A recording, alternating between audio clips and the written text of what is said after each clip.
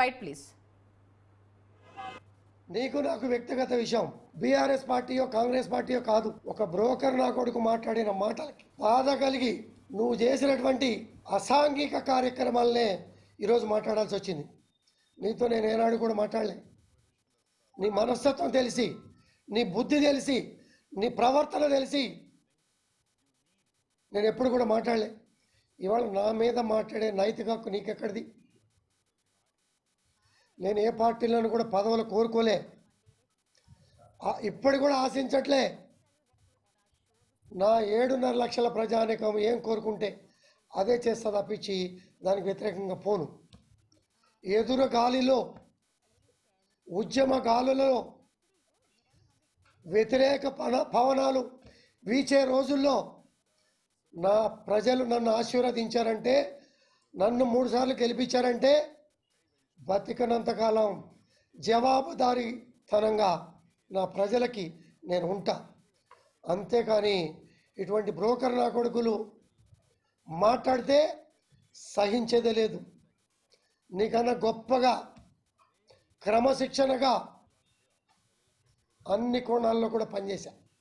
నీకు ఎక్కడ క్రమశిక్షణ లేదు. పొరపాటున ఈటల రాజేంద్ర గారు 2 చాటలు నిలబడితే అడ్వాంటేజ్ తీసుకొని గెలిచావేమో. నా వెనకాల ఎవరు లేకుండా 7.5 లక్షల ఓటర్లు, దేశంలోనే ఒక పెద్ద గొప్ప కాన్స్టిట్యున్సీ. అటువంటి కాన్స్టిట్యున్సీలో 3 సార్లు నన్ను ఆశీర్వదించిన వాడిని. నాకన్నా సీనియర్ మాట్లాడితే, పాజిటివ్గా మాట్లాడితే స్వీకరిస్తా. బచ్చగాడివి, బ్రోకర్ నా కొడుకి, చీటర్వి, ఢిల్లీ టు హైదరాబాద్ ఎమ్మెల్యేల ఫిరాయింపుల కోసం ప్రయత్నాలు చేసి మీడియేషన్ చేసిన నా కొడుకువి పార్టీల ఫిరాయింపు గురించి మాట్లాడే నైతిక నీకు హక్కు ఎక్కడుందిరా?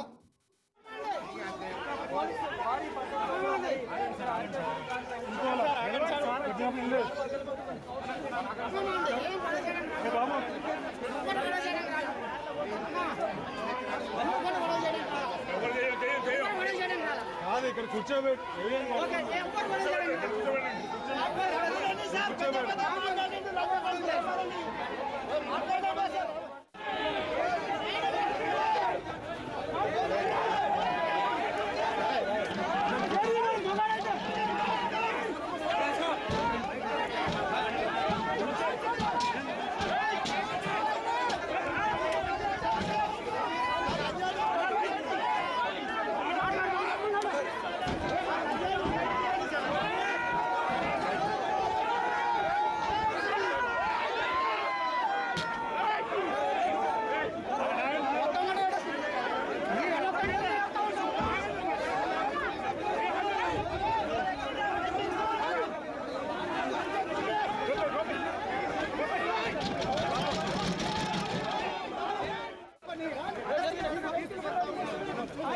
ముందు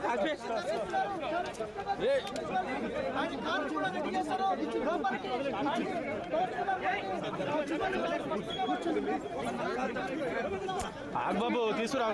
అలా కాలు చూడు, కాలు సార్, కాలు సార్, కాలు చేయండి లోపల.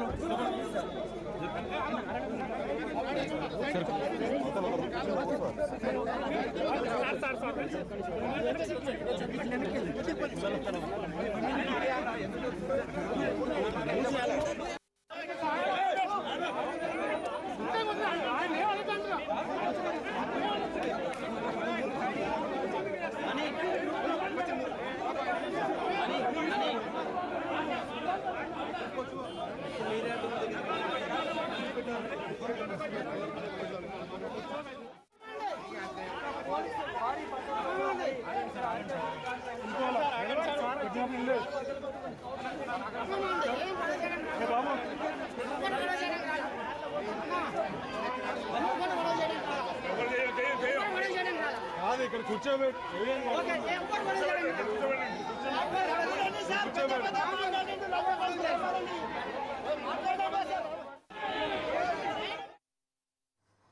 మొత్తానికి అటు పార్టీ ఫిరాయింపులకు సంబంధించి పిఎస్సి చైర్మన్ పదవికి సంబంధించి అయితే తెలంగాణ రాజకీయాల్లో చిచ్చు రాజేసింది అనేది క్లియర్ కట్గా తెలుస్తోంది. ఇద్దరు శాసనసభ్యుల సవాళ్లు ప్రస్తుతము హైదరాబాద్లో ప్రశాంతంగా ఉన్న వాతావరణాన్ని ఒక్కసారిగా హీట్ పెంచిందనేది క్లియర్ కట్గా తెలుస్తుంది. బట్ ఇక్కడ ఒక అంశం గురించి అయితే ప్రధానంగా మాట్లాడుకోవాలి. ఎందుకంటే పోలీసులు వైఫల్యం చెందారు అన్న విషయం మాత్రం ఇక్కడ క్లియర్ కట్గా తెలుస్తుందని మాత్రము అక్కడ కనిపిస్తున్న విజువల్స్ ప్రకారం కావచ్చు. ఎందుకంటే పాడి కౌశిక్ రెడ్డిని నిలువరించిన పోలీసులు అరికపుడి గాంధీని ఇంటి దగ్గర నుంచి బయలుదేరకుండా ఎందుకు నిలువరించలేకపోయారు? ఎందుకంటే నేతల సవాళ్లు ప్రతి సవాళ్లు కామన్ గానే ఉంటాయి. వాళ్ళను బయటికి రాకుండా హౌస్ అరెస్ట్ చేస్తారు. వాళ్ళు ఎంతవరకు, ఎందుకంటే బయటికి వస్తే పరిస్థితులు ఎలా ఉంటాయో తెలుసు కాబట్టి మాక్సిమం వాళ్ళని కట్టడి చేసే ప్రయత్నం చేస్తారు. బట్ ఇంటి దగ్గర నుంచి కాన్వాయ్ బయలుదేరినప్పటి నుంచి ఎందుకు ఆయన నిలువరించలేకపోయారు, ఇంటి దాకా ఎలా అనుమతించారు అన్న అంశానికి సంబంధించి అయితే ఇప్పుడు బీఆర్ఎస్ దగ్గర నుంచి అయితే దానికి సంబంధించిన విమర్శలు వినిపిస్తున్నాయి. పాడి కౌశిక్ రెడ్డి కూడా అదే విషయాన్ని చెప్తున్నారు. నా పైన హత్యాయత్నం చేయడానికి పక్కా ప్లాన్ గానే ఇక్కడికి వీళ్ళు వచ్చారు. పోలీసులు వాళ్ళని నిలువరించలేకపోయారు. ఖచ్చితంగా ఇది పోలీసుల వైఫల్యము, దీనికి సంబంధించి మూల్యం చెల్లించుకోవాల్సి ఉంటుంది అంటూ కూడా ఘాటుగా స్పందించడం జరిగింది. కాసేపటి క్రితమే అరికపుడి గాంధీని పిఎస్కు తరలించడం జరిగింది. దాంతోపాటు అరికపుడి గాంధీ అనుచరులను అలాగే అభిమానులను కూడా అదుపులోకి తీసుకున్నట్టుగా తెలుస్తోంది. పాడి కౌశిక్ రెడ్డి ఇంటి ముందు కోడిగుడ్లు కావచ్చు, రాళ్లు కావచ్చు, టమాటాలు కావచ్చు అక్కడ క్లియర్ కట్గా కనిపిస్తుంటే నా ఇంటి ముందుకు దాడి చేయడానికి పక్కా ప్లాన్తోనే వచ్చారు అనడానికి ఇంతకు మించి నిదర్శనం ఏముంది?